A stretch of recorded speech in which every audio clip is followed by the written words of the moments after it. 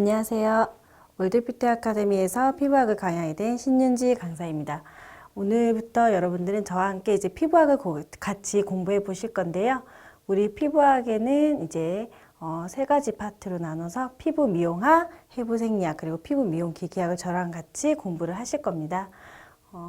이번에 이제 공부를 시작하시게 될 피부 미용학은요, 출제 비중이 높은 경향이 있습니다. 그래서 각 섹션별로 조금 이해와 그다음에 정의, 그리고 이 관리가 어떤 걸 이야기하는지, 이 단어가 무엇을 뜻하는지에 대한 용어 정리를 좀 정확하게 하고 가실 필요가 있습니다. 그리고 또한 실기과제 수행 시에 기본 바탕이 되는 이론이기 때문에 실기과제 지금 배우시는 거든지 아니면 앞으로 배우실 거와 접목되는 부분이 있어요. 그래서 같이 이해를 같이 하시면서 용어 정리를 해보시면 좀 더 빨리 외우실 수 있으리라 믿습니다. 우리 피부학에서는 첫 번째 이제 피부 미용의 개념, 두 번째 피부의 구조, 피부 분석 상담, 그다음 클렌징, 디클렌징, 그리고 여섯 번째 피부 유형별 화장품 도포, 일곱 번째 매뉴얼 테크닉, 여덟 번째 팩과 마스크, 아홉 번째 제모, 열 번째 전신 관리와 마무리, 이렇게 배우실 거예요. 오늘은 첫 번째 피부 미용의 개념부터 들어가시겠습니다. 피부 미용이란 우리가 지금 이제 준비하시는 게 에스테틱션을 준비하시는 거잖아요. 그래서 피부 미용사 국가 자격증을 따시려면은 이제 이 필기를 꼭 치셔야 돼요. 그런데 내가 막연히 국가 자격증만 딴다라고 생각하시는 것보다 피부 미용사가 뭔가 한 번 더 필기를 공부하시면서 정확하게 알고 계셔야 나중에 현장에 나가셔도 그 업무 범위를 넘지 않는 그 선을 지키면서 할 수 있는 그런 이제 능력을 갖추실 수가 있어요. 피부 미용이란 얼굴과 전신의 피부에 피부 관리사의 손과 화장품 및 피부 미용 기기를 이용하여 피부의 생리적 기능을 정상적으로 유지, 보호, 개선함으로써 아름답고 건강한 피부와 신체를 관리하는 전신 미용 기술을 의미한다라고 나와 있습니다. 이 피부 미용이라는 개념에 대해서는 정리를 좀 해놓으셔요.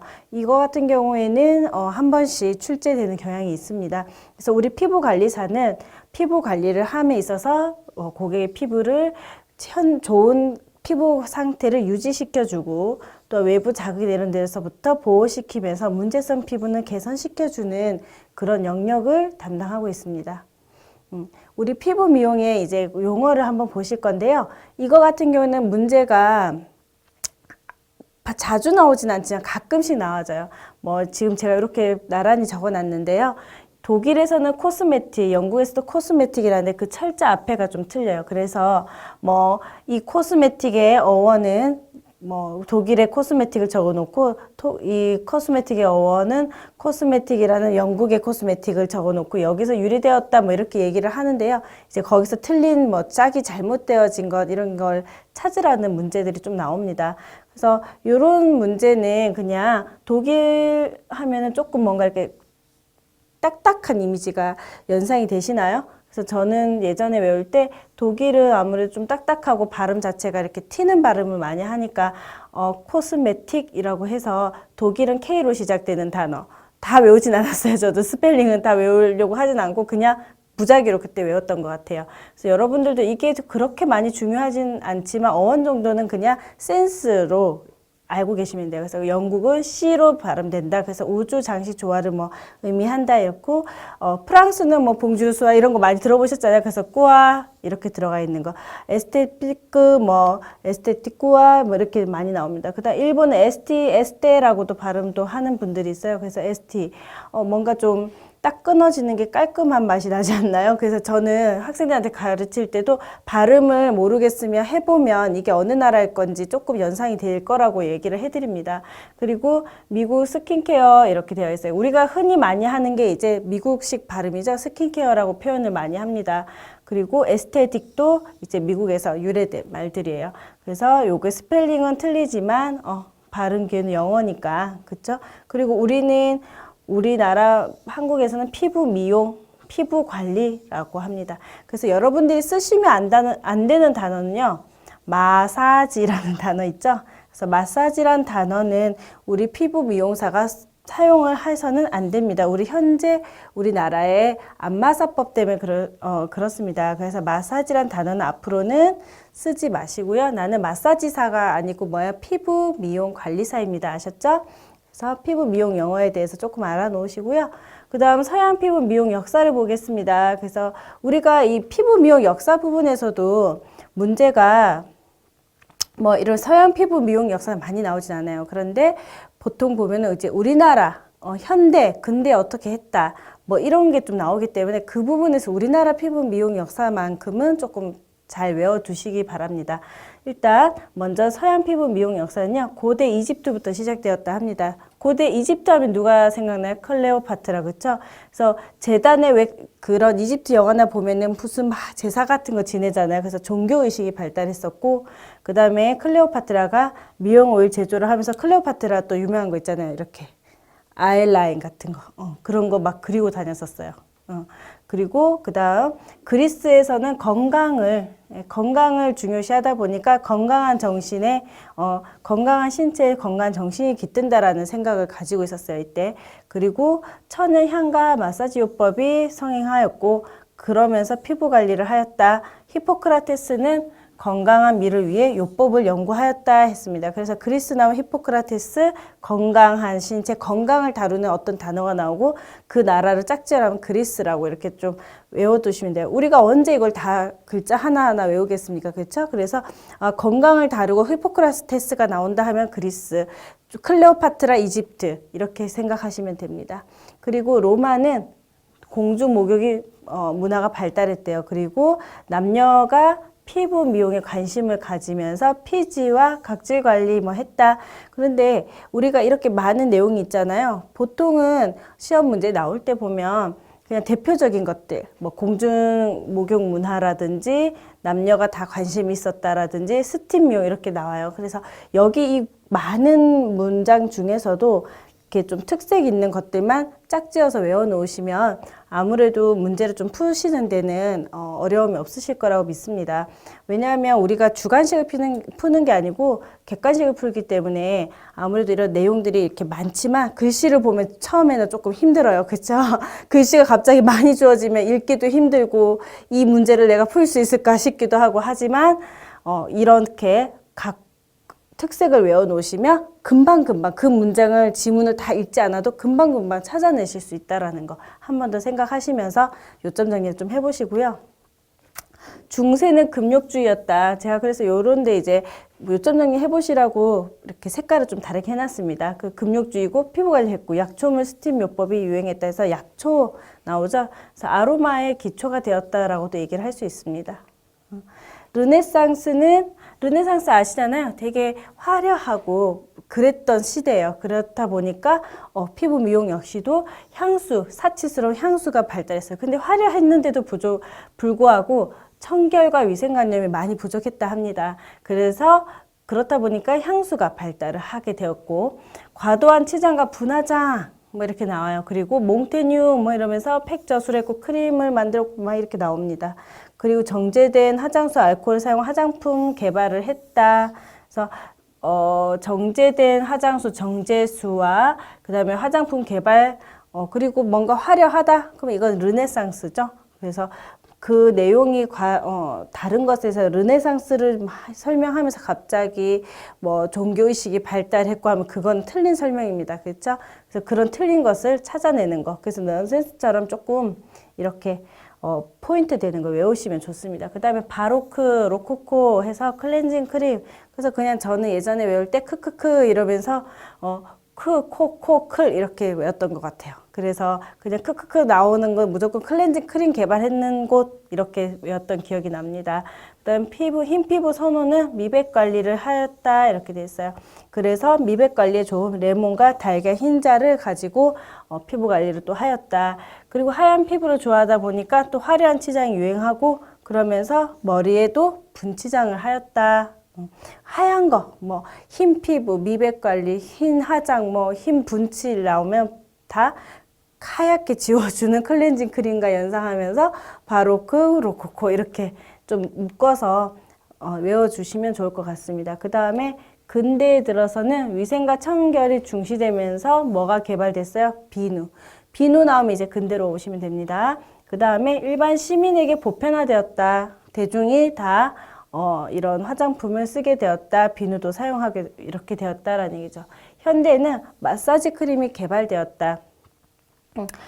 아까 선생님이 앞으로 우리 피부 관리사는 마사지라는 단어 쓰지 않겠습니다라고 했지만 이런 용어적인 데서 마사지라는 뭐 이런 이야기가 나와요. 이거는 외국에서는 원래 마사지라는 게 우리가 하는 영역이기는 맞아요. 그렇지만 우리나라 뭐 현행 법상 이제 마사지는 안마사들만이 할 수 있는 용어적인 해석이 있기 때문에 그래서 그 용어적 해석 때문에 마사지사라는 얘기를 하지 않는다라는 거지 이런 크림을 뭐 마사지 크림이 아니고 다른 걸로 표현해야 된다 이렇게는 안 하셔도 돼요. 아셨죠? 그 다음 화장품과 향수가 다양해지고 화장품의 대량 생산이 대중화되었다 해서 화장품 대량 생산되는 거 현대에서 있었다 이렇게 생각하시면 되죠. 근데 이거는 이해 좀 되시지 않나요? 그렇죠? 현대 들어서 뭐 문물이 또 발달하고 기술이 발달하면서 뭔가 커지고 규모가 커지고 산업화되는 거 그래서 대량 생산이 될 수 있었다 이렇게 생각하시면 되고요. 그리고 현대에 들어서 우리가 똑똑해지잖아요. 뭔가 많이 배우고 해서 생화학, 생리학, 전기학 등 과학기술을 이용해서 피부 미용 기술을 발달하고 있다 이렇게 되어 있습니다. 우리나라의 피부 미용 역사는요. 상고시대로 들어가요. 상고시대 여러분도 다 알죠. 단군신화. 예, 우리의 단군신화를 보면 우리 어머니는 웅녀예요, 웅녀. 그래서 웅녀가 100일 동안 쑥과 마늘을 먹고 지냈다 하는데 되게 우리 선조들이 똑똑하시고 지혜로운 게 100일이라는 거는 하나의 세포가 완전히 체인지 되는 기간이라고 보시면 됩니다. 그래서 그 웅녀라는 사람이 쑥과 마늘을 먹고 미백을 했었나 봐요. 그렇죠. 그리고 아름다워지 노화 방지도 하면서 쑥과 마늘을 먹고 100일 동안 세포 체인지를 했다라고 생각이 듭니다. 그러면서 아름다운 여인으로 이제 바뀌어서 단군과 이제 뭐 이렇게 그 웅녀가 우리 단군 할아버지와 결혼해서 이렇게 됐다 이런 이야기가 있죠 우리나라만에.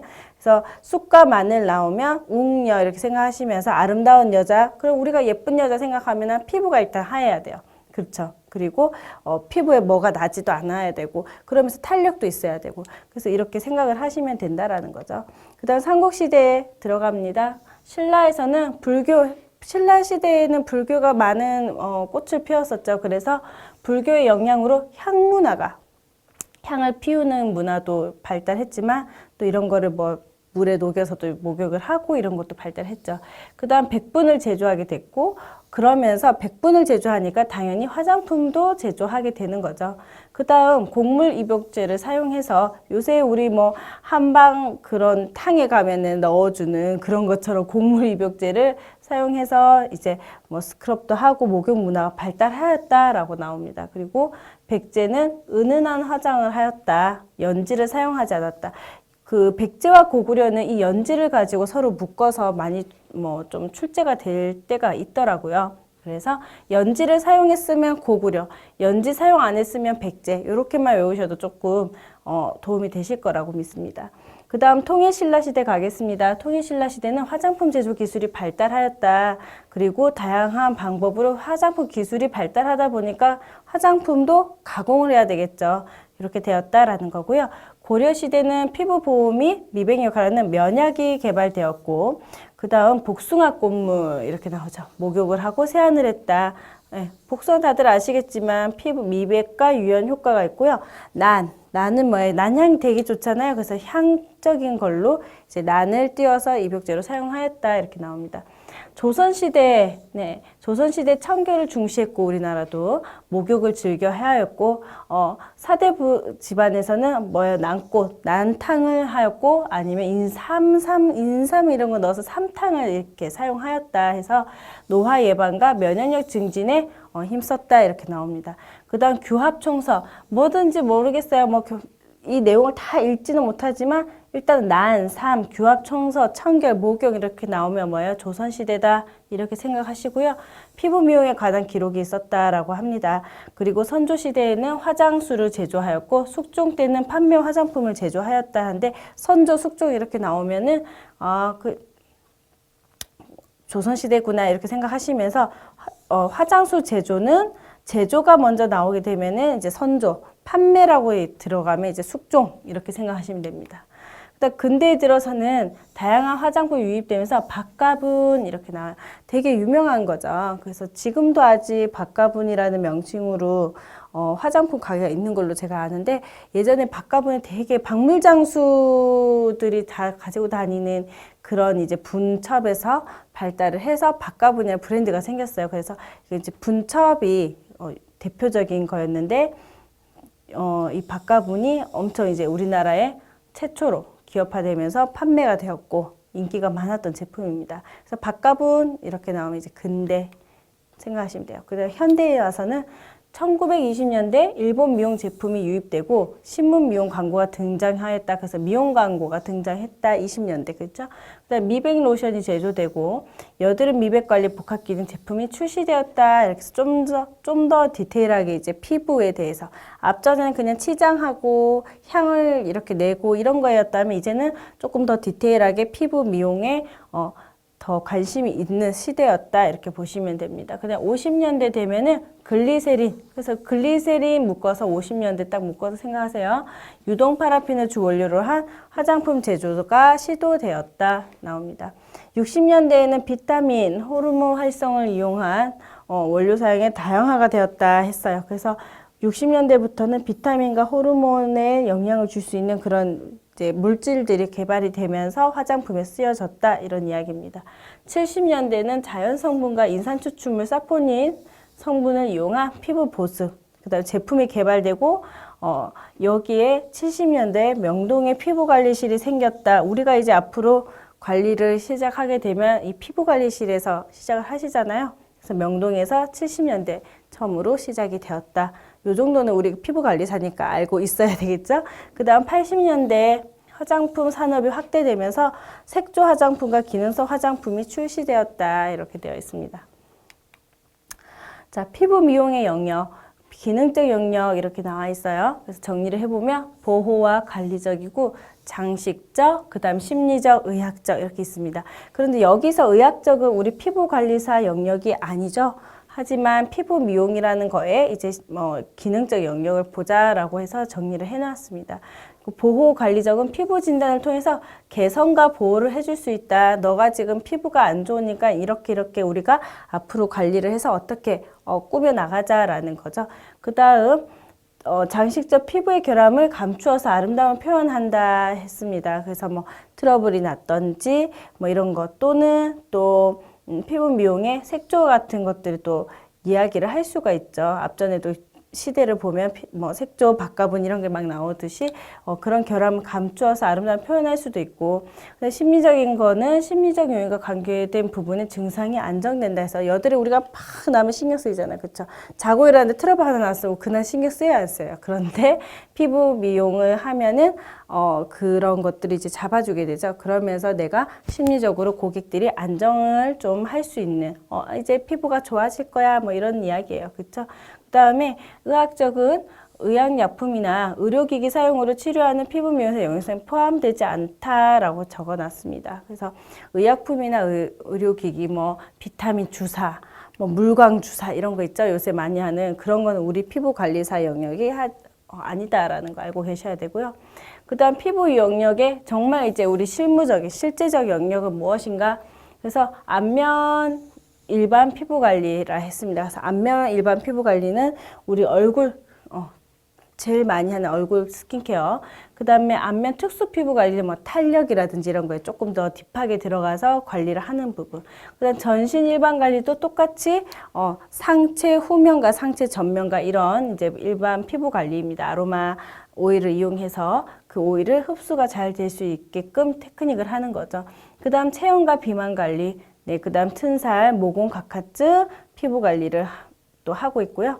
그 다음 눈썹 정리도 우리가 고객님들한테 해드리죠. 그리고 우리 과제에서도 수행하는 작업입니다. 그리고 발 관리, 그 다음 제모, 피부 상담, 스파 관리 이렇게 되어 있습니다. 스파 관리는 다들 아시겠지만 물을 이용한 관리예요. 그래서 워터젯이라든지 아니면 반신욕기에 아로마를 풀어서 거기에 고객이 들어가서 워터젯을 받으면서 관리를 받는 이런 겁니다. 그래서 피부 미용의 영역이 이렇게 또 나뉘어질 수 있고 모든 이런 관리를 하기 전에 제일 먼저 돼야 되는 게 상담이에요. 아셨죠? 그래서 그거는 이제 나중에 우리가 뭐 실기 과제를 수행하다 보면 처음에 제일 먼저 하는 게 시험장 가서 제일 먼저 하는 게 상담 차트, 고객 차트 적는 거거든요. 주어진 예시에. 그래서 뭐든지 상담이 먼저 이루어지고 피부 상담 이루어지고 그다음에 그 클렌징 후에 이 고객의 진짜 피부를 보면서 어떻게 앞으로 관리를 해나갈지 계획을 수립하고 할 수 있어야 된다라는 게 이제 우리 피부 미용사들의 업무입니다. 그다음 방법적 영역, 매뉴얼 테크닉, 일렉트로 에스테틱 뭐 이렇게 돼 있어요. 그래서 매뉴얼 에스테틱은 손으로 피부를 관리하는 방법. 네, 맞습니다. 우리 매뉴얼 에스테틱, 뭐 매뉴얼 테크닉 이렇게 배우잖아요. 5가지 기법을 이용해 이렇게 배우십니다. 실기하시면 그때 사용되는 거고요. 그 다음에 원래는 이게 매뉴얼 테크닉이라는 매뉴얼 에스테틱이 예전에는 그냥 우리가 보편적으로 이제 나라의 국가 자격증이 되기 전까지 그냥 마사지 기법 이렇게 얘기를 했었는데요. 지금은 이제 매뉴얼이라는 우리 고유 피부 미용사들만의 고유 이름이 생겼습니다. 그 이유는 뭐 아까도 얘기했지만 안마사법 때문에 안마사들이 먼저 마사지라는 용어를 가지고 가서 사용하고 있어서 같은 용어를 다른 분야에서 쓸 수가 없잖아요. 그렇다 보니까 우리는 우리만의 용어인 매뉴얼 테크닉을 만들어서 이제 쓰는 겁니다. 그래서 매뉴얼 에스테틱은 손으로 피부를 관리하는 방법이고 심리적으로 터치가 일어나다 보니까 안정감을 제공해요. 그다음 일렉트로 말 그대로 기기로 전기 기기로 관리하는 방법이고 적절한 기기 사용으로 효과를 극대화시킨다 이렇게 되어 있습니다. 근데 이제 뭐 이런 기기도 우리 피부 미용 전용 기기가 있어요. 그래서 피부 미용 전문 기기가 아닌 뭐 레이저라든지 이런 거는 우리 관리사들이 사용하면 안 된다라는 거 알고 계셔야 되고요. 그 다음 피부 미용의 설명, 필요성 이렇게 되어 있습니다. 그래서 원인은 왜 필요한가? 피부 미용 왜 필요해? 라고 물었을 때 환경오염, 공해, 스트레스, 과다 영양 섭취, 운동 부족, 생활 방식의 불균형 등에 의해서 현대인의 피부가 어떻게 된다고요? 정상적인 기능을 하지 못한다라고 되어 있어요. 예, 뭐 트러블이 난다든지 아니면은 예민해진다든지 네, 이런 것들 있죠. 그 다음 여러 가지 문제점이 발생되다 보니까 이에 따라서 피부 보호 및 피부 문제를 개선하기 위해서 심리적 안정을 주는 피부 미용의 필요성이 대두되고 있다 이렇게 되어 있습니다. 우리 왜 미세먼지 같은 거 많고 이러면 봄철 되고 꽃가루 알러지나 꽃가루 많이 날리고 하면 피부에 트러블들이 막 올라오잖아요. 그래서 그거를 놔두면은 이게 염증성이 되고 그렇다 보면은 외관상에 내가 문제가 생기니까 스스로가 어떻게 해요? 자존감이 낮아지고 그런 이제 심리적 안정을 찾지 못하니까 이런 피부 미용을 통해서 내가 문제가 생기려고 하는 피부나 문제가 생겼는 피부를 잘 관리를 해서 심리적으로 안정을 찾고자 하는 그런 욕구가 이제 대두되고 있다는 거죠. 그리고 이거는 우리들만이 생각하는 게 아니고 고객 소비자들이 이런 니즈를 하고 있기 때문에 우리가 거기에 발맞춰 나가는 이제 서비스 제공자로서 발맞춰 나가는 거예요. 그래서 조금 이런 용어적인 거 나오시면 시험에서 나의 생활을 빗대어 보셔서 좀 생각해 보시면 쉽습니다. 그 다음 피부 미용의 기술적 목적은 생리적 기능의 유지와 심신 안정, 쾌적한 자극, 그 다음에 인체의 항상성을 유지하고요. 자연 회복력의 향상, 미적 조형 효과라고 했습니다. 그래서 다 보면은 결국에는 아름답게 유지하고 가꾸려는 그런 이제 목적이죠. 그 다음 피부 관리 목적과 시술 단계는 목적은 세안과 그 다음 자극, 침투, 보호 이렇게 되어 있다 했어요. 시술 단계는 요거 시술 단계는 요거 시험 문제 좀 많이 나와요. 이거 막 순서를 바꿔놓고 나오거든요. 그러니까 이거 같은 경우는 꼭 외워 놓으시고요. 클렌징과 피부 분석, 딥클렌징 다음에 매뉴얼 테크닉, 팩, 마무리 이렇게 됩니다. 우리가 시험장 가서 실기 치러 가면은 클렌징 전에 피부 분석부터 먼저 하세요. 그래서 이거를 대부분의 수험자들이 필기 칠 때 실기 배울 때 먼저 그렇게 한다라는 시험 과제를 보니까 클렌징을 뒤로 놓고 얘를 앞으로 자꾸 생각을 하시는데요. 생각을 해보세요. 클렌징이 되어 있어서 제가 지금 피부에 화장을 하고 있지만 이 화장 상태를 벗겨내야 우리가 뭐예요? 고객의 올바른, 그러니까 원래 가진 상태의 피부 상태를 점검하고 볼 수가 있는 거예요. 그런데 화장을 한 상태에서 우리가 피부 분석을 해서 차트를 작성을 할 수 없다는 거죠. 그래서 시험 칠 때는 진짜 그냥 차트를 주어진 피부, 이런 피부니까 어떻게 관리할래라는 에스테틱션의 관리적 생각을 이렇게 묻는 거라면, 정말 우리가 업무에서 실제로 할 때는 손님의 고객의 먼저 신상이나 이런 거를 먼저 문진을 해서 적은 다음에 알러지 여부나 이런 거 먼저 차트를 적은 다음에 피부 분석은 클렌징이 끝나고 나서 하셔야 된다는 겁니다. 그래서 꼭 이거 헷갈리시는 분들이 있어요. 그래서 피부 분석은 클렌징이 끝나고 난 후에 하는 거다. 그리고 우리가 실기시험 치러 가서 하는 피부 분석 차트 적는 거는 이미 분석이 끝난 고객을 어떻게 해요? 예시로 주면서 그 주었는 문제에 내가 어떻게 4주간 관리를 할 것인지를 적으라는 내용이고요. 우리가 지금 업무에서 해야 되는 거는 실제로 손님이 신윤지랑 고객이 왔을 때 먼저 나이, 성별 이런 걸 물어보죠. 왜냐하면 라이프 스타일을 알아야 이 고객이 어떻게 또 뭐 스트레스가 어느 정도 있을 건지 아니면 어디가 안 좋은지를 알 수 있으니까. 그리고 내가 가지고 있는 화장품이 가졌는 알러지 유발이 뭐 할 수 있는 이 고객의 특정한 그런 알러지 유발이 있는 성분이 있는지도 먼저 문진으로 다 서로 맞춰봐야 돼요. 그 다음에 클렌징을 하고, 그 다음 피부 분석을 해서 이 고객이 육안으로 봤을 때도 건조 피부였다, 건성이었다 하지만 그 건성이 어떤 건지, 정말 수분 부족 건성인지 유분 부족 건성인지를 피부 분석을 정확하게 하려고 하면은 이제 클렌징 다음에 해야 된다는 거예요. 그래서 시술 단계 이거 꼭 많이 틀리세요. 그래서 이거는 실기랑 조금 헷갈려서 그렇다고 생각이 듭니다. 이거 그대로 외워 놓으셔야 돼요. 클렌징, 자, 얼굴 씻고 나서 내 피부 상태 보고 나서 그 다음에 뭐예요? 각질 많으니까 디클렌징 해줘야 되겠다. 그 다음 디클렌징 했으니까 영양물질 매뉴얼 테크닉 하면서 그 탄력도 좀 올려주고, 그 다음에 뭐 실제적으로 앰플 같은 거 좀 넣죠. 그 다음 팩, 1차 팩, 2차 팩 이렇게 나뉘어요. 그 다음 마무리 해준다. 이렇게 생각하시면 됩니다. 피부 미용업의 정의 이렇게 나와 있습니다. 공중위생법상 피부 미용업은 의료기구나 의약품을 뭐 한다고요? 사용하지 않는 했어요. 그 다음에 피부 상태의 분석, 그래서 육안으로 봐라 이런 거죠. 그 다음 피부 관리, 제모, 눈썹 손질을 행하는 영업을 말한다. 근데 이제 피부 상태의 분석 정도는, 분석기기 정도는 뭐 손님한테 뭔가를 뭐 이렇게 자극 주거나 이렇지 않고 그냥 이렇게 우드램프 정도는 다 쓸 수 있어요. 그거는 우리 관리사들이 쓸 수 있는 거기 때문에 그건 합법적인 겁니다. 피부 미용사란, 다시 피부 미용업이란 아까 정의가 나왔고, 이번에 피부 미용사란 어떤 사람인가. 자, 우리가 이제 앞으로는 이 공부를 하시고 잘 지냈다면 되게 자랑스러운 단어여야 됩니다. 피부 미용사. 예, 피부 미용사는 피부 미용에 대한 과학적인 지식과 전문 기술을 이용하여서 어떻게 해요? 고객의 피부 상태를 파악하라 했어요. 꼭 파악하셔야 됩니다. 그렇죠? 이 손님 똑같이 저 손님 똑같이 A, B, C 다 똑같은 관리하면 돼야 안 돼요? 안 된다는 얘기죠. 그래서 하고, 건강하고 아름다운 피부로 관리하는 전문가를 말한다. 이렇게 됐습니다. 관리했는데 뭐 계속 피부는 안 나아지면 우리는 전문가라고 말할 수 없겠죠?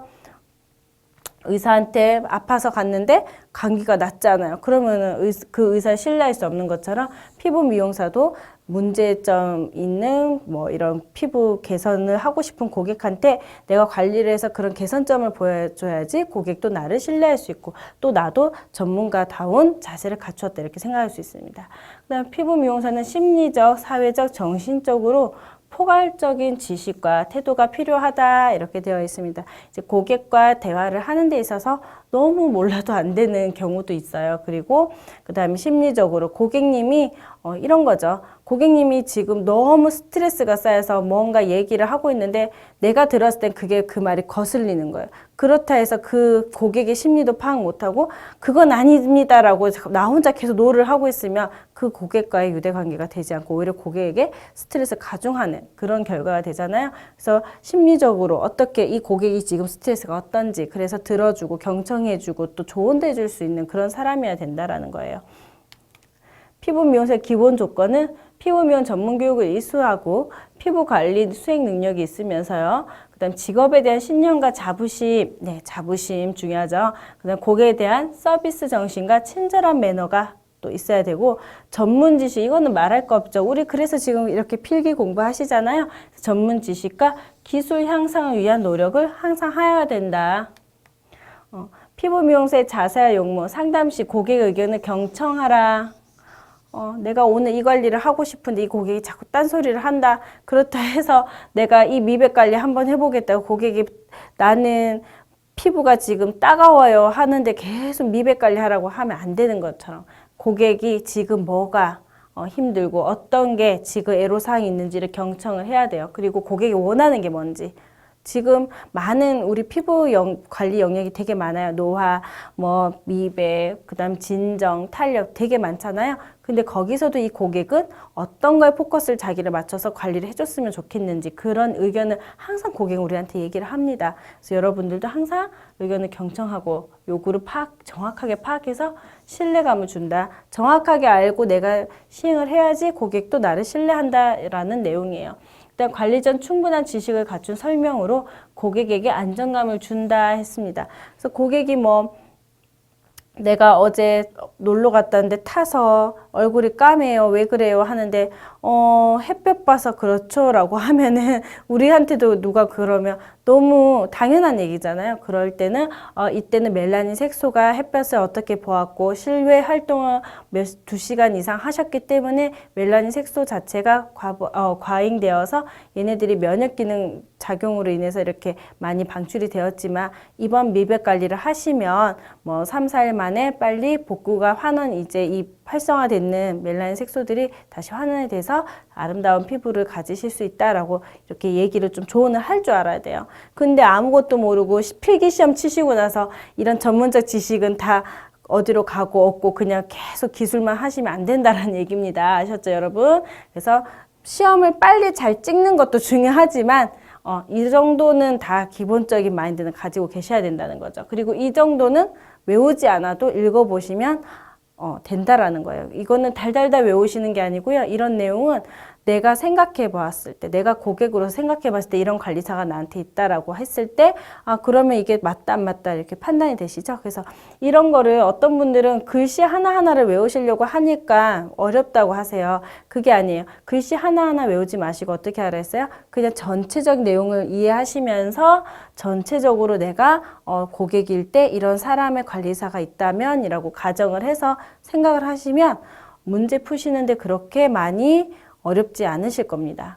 그 다음 청결하고 단정한 복장과 신발 상태를 유지하고요. 구취, 액취가 나지 않게 청결을 유의한다 해서 늘 고객 관리하기 전에 양치도 하고 그 다음에 마스크도 착용을 하는 겁니다. 그 다음 관리 전 후 항상 손을 소독하고 손 소독은 항상 기본이에요. 실기 치러 가셔도 손 소독 안 하고 막 과제를 수행하시면 좀 감점 요인이 될 수도 있다라는 거 알고 계시면 되고요. 손이 거칠어지지 않도록 관리를 해주셔야 된다라고 했습니다. 손이 거칠어지면 우리가 손바닥에 굳은 살이 배기잖아요. 예를 들어서 가정 살림을 이제 하는 우리 주부들은 살림하면서 고객 관리를 하다 보면 살림하는데 막 맨손으로 뭘 많이 해요. 그러면 여기가 굳은 살이 배기거나 아니면 뭔가 이렇게 손이 좀 안 좋아져요. 그러면 그 상태로 고객 얼굴을 내가 테크닉을 했을 때 고객이 받아들이는 자극도는 내가 그냥 내 피부에 이렇게 쓰다듬어 봤어요. 내 손 느낌보다 한 2배에서 3배는 더 아파요. 그래서 내 손이 거칠어지지 않도록 항상 우리가 무슨 활동을 하고 나면 핸드크림 꼭 발라주시고 내 손부터 갖고 와라 뭐 이런 이야기입니다. 뭐 사실 피부관리사는 모든 미용이 손으로 또 다 일을 하는 거지만 기술직들은 특히 피부 미용사는 손바닥을 고객에게 밀착을 시켜서 터치를 하면서 하는 일이기 때문에 아무래도 손바닥을 좀 아름답게 건강하고 또 거칠지 않고 부드럽게 좀 관리를 해주셔야 됩니다. 그다음 짙은 화장보다 피부를 얇고 깨끗하게 유지하여서 전문가다운 용모를 갖춘다 이렇게 되어 있습니다. 그래서 피부관리실 가보면 다른 데 원장님들하고 피부관리실 원장님 조금 다른 게 되게 단아한 분들이 많죠. 저도 저는 공부를 했지만 저는 화장하는 걸 좋아해서 항상 진하게는 했지만 피부를 맑고 깨끗하게 유지하면서 피부 상태가 내가 좋아진다면 고객에게 신뢰를 더 줄 수 있다 이렇습니다. 반지, 팔찌 등 액세서리는 피한다. 반지, 팔찌가 있으면 아무래도 우리가 관리할 때 좀 이렇게 고객에게 피부 스킨 스크래치를 낼 수 있어요. 반지나 이런 게. 그래서 팔찌도 내 업무 보는데 안 좋을 수 있고, 그다음에 고객에게 스크래치를 낼 수 있기 때문에 반드시 빼고 하셔야 됩니다. 자, 평가 문제 풀어보시겠습니다. 피부 미용의 기능은 피부 문제 개선, 피부의 보호, 피부 질환 치료, 심리적 안전 기능이 있다. 맞는 이야기일까요? 네, 그렇죠. 틀린 이야기입니다. 왜요? 왜 그럴까요? 그 이유는 피부 질환 치료는 의료 영역입니다. 그래서 치료라는 이야기가 나오면 우리 관리사의 영역이 아니라는 거 꼭 알고 계셔야 됩니다. 그 다음, 자, 평가 문제 2번. 피부 관리의 시술 단계를 옳은 것은 되어 있어요. 그래서 아까 제가 강조했던 거죠. 자, 뭐부터 해야 돼요? 뭐부터 해야 돼요? 우리 손님이 오면은 먼저 차트 주고 뭐 인적 사항을 적는 차트는 주는데 뭘 해요? 클렌징 시킨 다음에 피부 분석을 하라 했습니다. 그 다음 디클렌징, 각질이 있어야 돼, 각질을 제거를 해야 될지 안 해야 될지 이런 거를 보시고, 그 다음 매뉴얼 테크닉 하시고 팩 바르고 마무리 지어라. 이렇게 아까 제가 계속 맞아요. 1번이에요. 이야기를 하고 있었습니다. 그래서 보통은 이걸 2번, 3번에서 좀 많이들 헷갈리시거든요. 특히 2번하고 1번이 왔을 때 이걸 헷갈려 하셔요. 아까도 제가 얘기했지만 절대로 피부 분석은 첫 번째가 아니고요. 두 번째입니다. 분석은 두 번째예요. 아셨죠? 차트를 적는 건 첫 번째 옵니다. 하지만 분석은 두 번째, 클렌징이 다 되고 나서 우리가 깨끗한 도화지에 깨끗하게 뭔가를 그릴 수 있듯이 맞잖아요. 깨끗하게 뭔가를 해놓고 보고 여기에 내가 어떻게 구상을 해서 이 고객 관리해야 되겠다라는 이제 그런 계획을 수립할 수 있는 게 클렌징 후에 있는 이 피부 분석 과정에서 이루어질 수 있습니다. 네. 자, 여기까지 피부 이제 미용의 개념을 좀 알아보셨고요. 다음 시간에는 피부의 구조에 대해서 알아보시겠습니다. 수고하셨습니다.